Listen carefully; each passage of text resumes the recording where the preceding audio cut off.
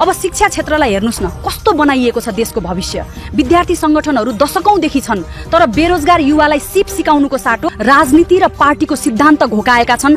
वर्षौंसम्म पार्टीको झोले उत्पादन गर्ने कारखाना बनाएर छोडे। देशको शिक्षा विश्वमा कति माथि पुगाए, कति विद्यार्थीलाई काम लाग्ने सिप दिए, रोजगारी दिए, विश्व बजारमा मिलियनेयर बिलियनेयर बनाए, कति युगले सम्झिने साइन्टिस्ट बनाए। विश्वका अरू देशको तुलनामा प्रतिस्पर्धात्मक विश्व शिक्षाको दाँजोमा देशको शिक्षालाई कति उन्नत बनाए, प्रविधिको यो युगमा कुन बिन्दुमा पुगाए। विद्यार्थीको काम के हो? पढ्ने, सिप सिक्ने, समाजमा लागू गर्ने। बेरोजगार अल्लारे नेताको चाटेर बस्ने झोले बनाएर छोडेका छन्।